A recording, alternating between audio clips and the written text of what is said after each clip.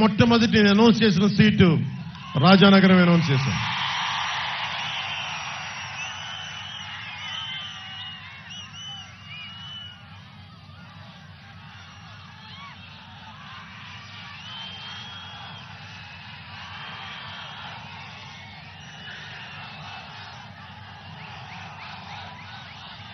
వాళ్ళ దందాలు జక్కంపూడి కుటుంబానికే, జక్కంపూడి రామ్మోహన్ రావు గారికే వారు చాలా గౌరవించే వ్యక్తిని వారి జక్కంపూడి కుటుంబానికి.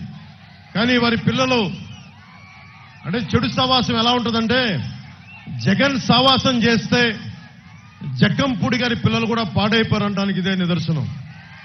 గాదాల్లో 46 ఎకరాలు లేఅవుట్ వేశారు.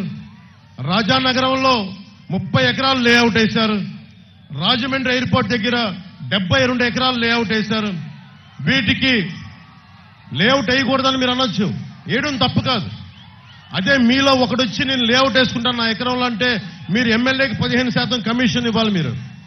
మరి వీళ్ళందరూ కూర్చొని వారు వేసిన ఈ 150 పైచిలకు ఎకరాలకి లేఅవుట్ మీ భవిష్యత్తు నుంచి తీసేశారు. మీ ఇండస్ట్రియల్ ఇన్ఫ్రాస్ట్రక్చర్ పెట్టాల్సిన పెట్టుబడి, మీ విద్యలకి పెట్టాల్సిన పెట్టుబడి, ఇవన్నీ కూర్చొని కరెంటు, రోడ్లు, ఇన్ఫ్రాస్ట్రక్చర్ అంతా వాళ్ళు గవర్నమెంట్ డబ్బు తీసుకుంటే మనం ట్యాక్స్ కట్టిన డబ్బులతో వేసుకున్నారు.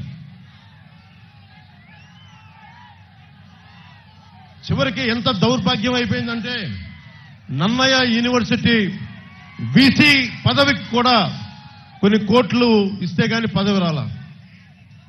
అలాగే డెంటల్, ఇంజనీరింగ్ కాలేజీలు, వీటి మీద కూడా అరాచకాలు పెరిగిపోయినాయి.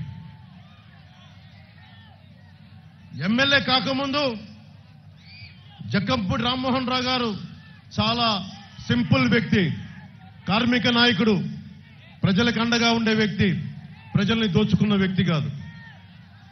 అలాంటి వ్యక్తి పిల్లలు ఈ రోజున కష్టపడి డబ్బులు సంపాదించుకున్న ఆస్తులు కొనుక్కుంటే పర్లేదు, కానీ ఇసుక భవన నిర్మాణ కార్మికులకి పొట్టగొట్టి ఒక జేపీ వెంచర్స్ ప్రతిమా కంపెనీ అని చెప్పి ఆ కంపెనీకి ఒక్కళ్ళు కలిపి ఇసుక అమ్మేస్తే ఆ ఇసుక నుండి వచ్చిన డబ్బులు స్కాములతోటి ఇలా ఇల్లు కట్టేసుకుంటే ప్రజలు, రాజానగరాన్ని ప్రజలు నలిగిపోతా ఉన్నారు, ఎమ్మెల్యే బాగుపడతా ఉన్నాడు.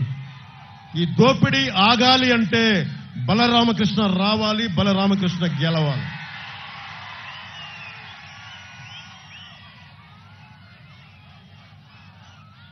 ముఖ్యంగా మన కోరుకొండ మండలంలోనే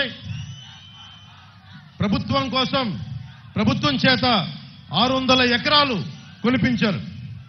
15 లక్షలు ఎకరం అయితే దాని 45 లక్షల నుంచి 60 లక్షల దాకా